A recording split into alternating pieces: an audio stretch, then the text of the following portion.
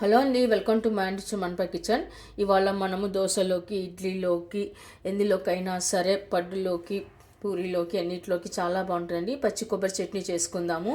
ఇక్కడ నేను ముందుగానే పచ్చి కొబ్బరి తీసుకొని ఇట్లా సన్న కట్ చేసి పెట్టుకున్నాను. ఇప్పుడు మనం చట్నీ కోసం పచ్చి కొబ్బరి తీసుకోవాలండి. ఇక్కడ నేను 1 కప్ వరకు కొబ్బరి కట్ చేసి పెట్టుకున్నాను. ఇప్పుడు మనం కొబ్బరిని కాస్త వేయించుకోవాలండి. కొబ్బరి స్వీట్ ఉంటుంది కదా, ఇలా వేయించుకోవడం వల్ల స్వీట్ పోతుంది. ఇది దూరగా కాకుండా కొబ్బరిలో ఉన్న తేమ పోయే వరకు కాస్త వేయించుకొని పక్కన పెట్టుకుందాము. ఇలా వేయించుకోవడం వలన చట్నీ కూడా త్వరగా పాడవకుండా ఉంటుందండి. ఇప్పుడు మనం వేరే ప్లేట్లోకి తీసి పెట్టుకుందాము. ఇప్పుడు మనం అదే కడాయిలో 4-5 పచ్చిమిర్చి వేసుకోవాలి. అలాగే 4 వెల్లుల్లి రెబ్బలు, చింతపండు, జీరా, కరివేపాకు ఇవన్నీ 1 నిమిషం పాటు వేపుకోవాలండి. ఇలా వేయించుకున్న తర్వాత ఇప్పుడు మనం అన్ని మిక్సీ పట్టి పెట్టుకోవాలి. ఇప్పుడు మనం మిక్సీ జార్లోకి పచ్చి కొబ్బరి వేసుకుందాము. అలాగే వేయించి పెట్టుకున్న గ్రీన్ చిల్లీ కూడా వేసుకోవాలి. అలాగే క్లీన్ చేసి కడిగి పెట్టుకున్న కొత్తిమీర కూడా వేసుకోవాలి. కొద్దిగా సాల్ట్ కూడా వేసుకుందాము. ఇప్పుడు కాస్త తగినంత వాటర్ వేసుకుందాము.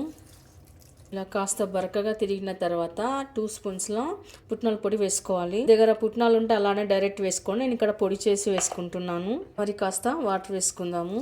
ఇలా అంతా ఫైన్గా గ్రైండ్ చేసి పెట్టుకున్న తర్వాత ఓ బౌల్లో తీసి పెట్టుకుందాము. తర్వాత తాలింపు వేసుకుందాము. తాలింపు కోసం 1 టేబుల్ స్పూన్ ఆయిల్ వేసుకున్న తర్వాత 4 వెల్లుల్లి రెబ్బలు వేసుకోవాలి. మినపగుళ్ళు, ఆవాలు, జీలకర్ర, కరివేపాకు. ఇప్పుడు తాలింపు కాస్త చల్లారిన తర్వాత చట్నీలోకి వేసుకుందాము. ఓకే అండి, చల్లారిపోయింది. ఈ చట్నీ రైస్ బాత్ అన్నిట్లోకి చాలా బాగుంటుందండి. అలాగే ఇడ్లీ, దోశ, పూరి, పడ్డు అన్నిట్లోకి చాలా బాగుంటుంది. ఉత్తప్పంలోకి కూడా చాలా టేస్ట్గా చాలా బాగుంటుందండి. మరి మీరు కూడా ఒకసారి ట్రై చేయండి. మీకు ఎలా కుదిరిందో కామెంట్స్లో పెట్టండి. లైక్ చేయండి, షేర్ చేయండి. తప్పకుండా మన ఛానల్ని సబ్స్క్రైబ్ చేయండి. Thank you for watching.